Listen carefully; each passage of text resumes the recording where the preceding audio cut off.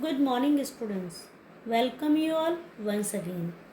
In our previous video, we were discussing about the second part of the chapter The Sound of Music, titled as The Sehnai of Bismillah Khan.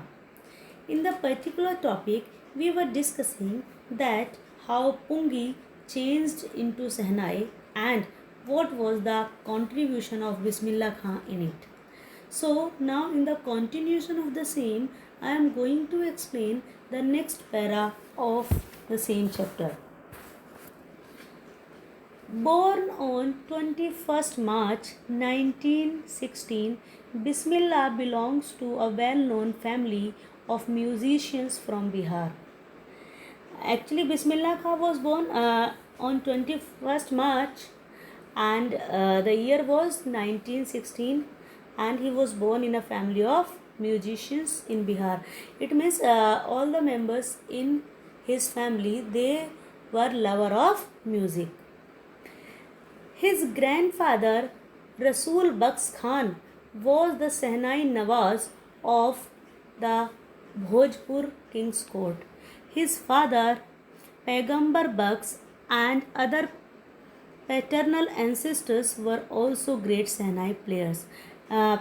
Paternal ancestor is ancestor of a father.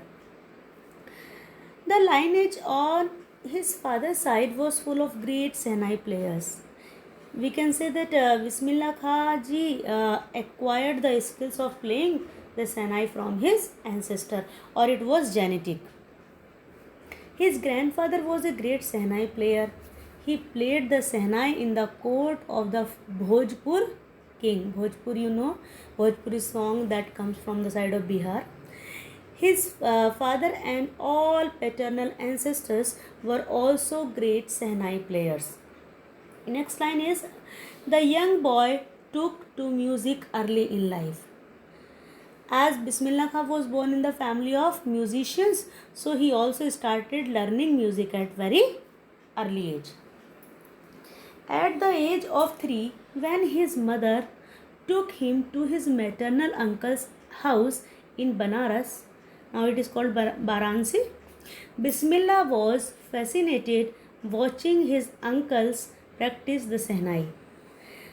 When Bismillah Khan ji was only just 3 years old, his mother took him to his parents' house, to his maternal uncles. Maternal uncles means the lineage on one's mother's side.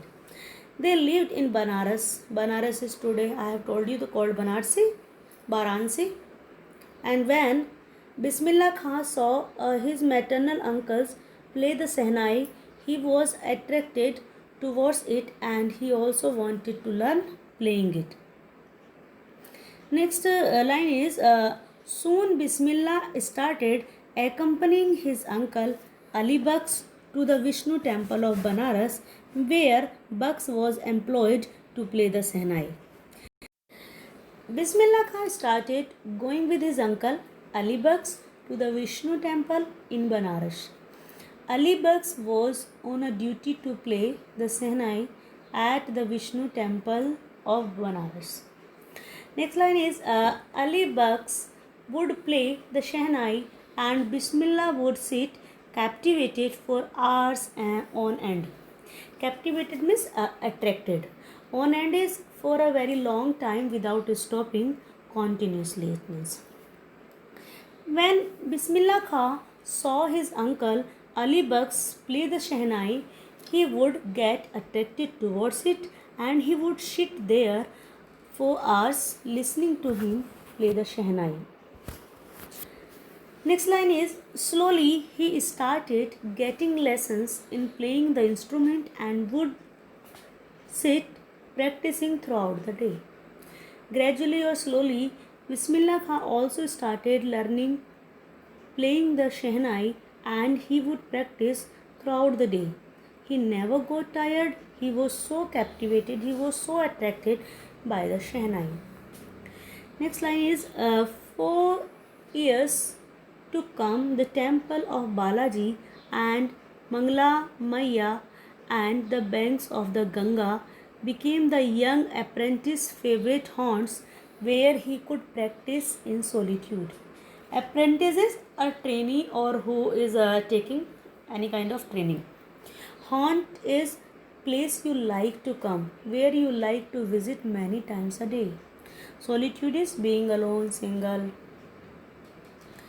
For many years, Ustad Bismillah Khan remained in Banaras. He would visit the temple of Balaji, temple of Mangala Maya, and would remain on the bank of river Ganga, where he would practice playing the Shehnai all by himself. The next line is the flowing waters of the Ganga inspired him to improvise and invent ragas that were earlier considered to be beyond the range of the Shehnai. Here we come to know about the talent of Ustad Bismillah Khan. He was so inspired and motivated by the river Ganga. It provoked him to improve his performance, and he also invented many ragas that were considered impossible to be produced by a Shehnai. Ustad Bismillah Khan worked hard and invented different sounds with the Shehnai. Next line is at the age of 14, Bismillah accompanied his uncle to Allahabad Music Conference. When Bismillah Khan was only 14 years old, he accompanied his maternal uncle Ali Baksh to the Allahabad Music Conference. Next line is at the end of his recital, Ustad Fayaz Khan patted the young boy's back and said, "Work hard and you shall make it." Recital is a performance of singing anything. Ustad Fayaz Khan, he was a renowned classical vocalist, was impressed by his performance and said that if he would work hard like that, he would make a name in the field of music. Next line is with the opening of All India Radio in Lucknow in 1938 came Bismillah's big break. He soon became an often heard Shehnai player on radio. When the All India Radio started its radio station at Lucknow, Ustad Bismillah Khan started performing from there. Often his Shehnai performance would be on air. Next line is when India gained independence on 15 August 1947, Bismillah Khan became the first Indian to greet the nation with his Shehnai. Ustad Bismillah Khan was the first Indian to welcome the entire nation through the Shehnai. He played the Shehnai from the Red Fort on this memorable occasion. Next line is he poured his heart out into Rag Kafi from the Red Fort to an audience which included Pandit Jawaharlal Nehru, who later gave his famous Tirest with Destiny speech. The rag that was played by Ustad Bismillah Khan on the occasion of the independence of India was Rag Kafi.